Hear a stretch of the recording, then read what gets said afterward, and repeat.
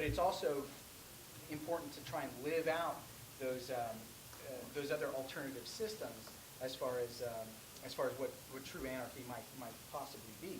And consensus is a really difficult thing to get everyone to agree.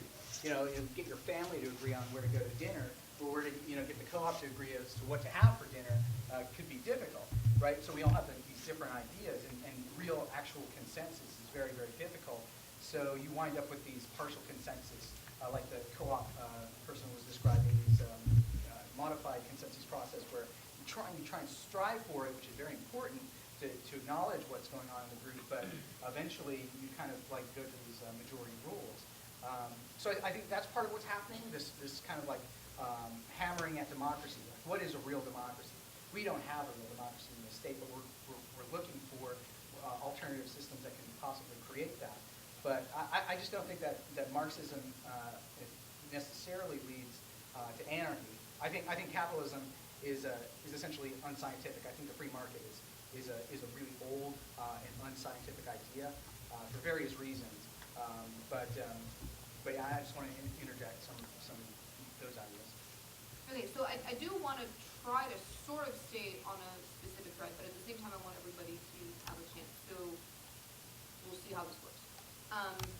Let me just make a couple of comments because I don't feel like your comment has been answered, which was which was, if I remember correctly, it was basically this idea of, okay, we have these systems and they exist.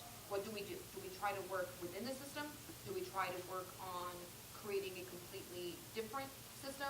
What do we try to do? And I think that whatever it is that you're doing and whatever your strategy is, as long as your overall goal is the same, we're all going to get there. But in addition, I'm really glad that I came after the community building talk, because I think that one of the most important problems that we have in our society right now is just how disenfranchised people feel, okay?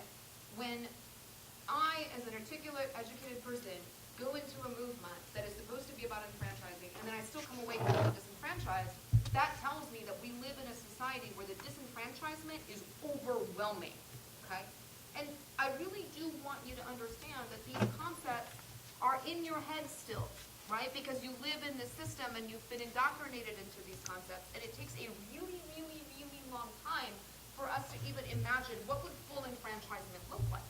Now, one of the things that I do know is that full enfranchisement is a lot more likely to happen when you start talking about the things that we all agree on as part of that consensus building. So some of my philosophical work has also been done on the nature of compromise and sort of when it's acceptable to compromise and when it's not, and when, what are sort of the formal conditions under which a compromise becomes integrity losing, and under what conditions a compromise can be integrity preserving or potentially even integrity building, okay? So I'm not in any way, shape, or form against compromise, but I do think that at the root, in order for that to happen, we first have to have a fundamental understanding that the people that we're dealing with are also people, and that they have their own desires and goals and aspirations, and that for me to be looking at them as merely to exploit is just not the way to go. And then just very quickly to Ronnie, not every Marxist looks at things this way, and what exactly Marxist is, long conversation, but I do believe that when Marx is talking about the capitalistic system collapsing, that the system that would replace it would be a gift economy, and that under a gift economy, the amount of government that we would need would be fairly limited. So we might still have stop signs and traffic patterns because we would, but the kind of enforcement system that we would have would be completely different. And I do believe that in a system where we're not completely afraid, that we will actually be so much more creative.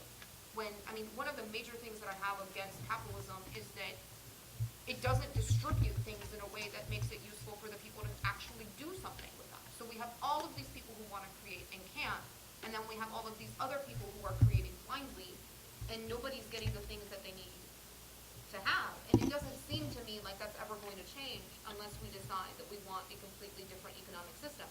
Now, what's that going to look like? It might be something like the Austin Timeshare Initiative. And I urge people to get involved with that and to really be concerned with those sorts of issues. That's still bartering to me. Ideally, I would like to see gift economies just sort of spring up.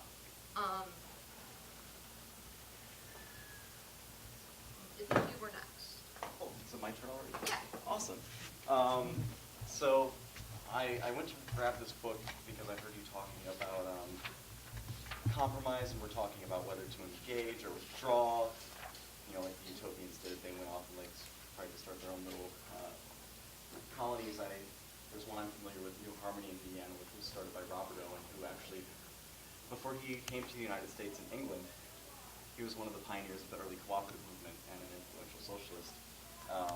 And one of his sons actually was the first president of Purdue University and had a president's home named after him, where I went. But anyway, it just reminded me of this quote by Stuart Brand. This book is called The New Games book. It's really great. I suggest you check it out through your local library. Well, I got it through Interlibrary alone, but you can't change a game by winning it, goes the formula, or by losing it, or refereeing it, or spectating it. You change a game by leaving it, going somewhere else, and starting a new game. If it works, it will in time alter or replace the old game. And that's how I feel generally about businesses. I should preface that I'm a market anarchist. I don't believe in the abolishment of markets. I think markets on the whole lead to better outcomes because you're able to freely trade. I don't believe the markets we have now are free because we have corporate welfare and we have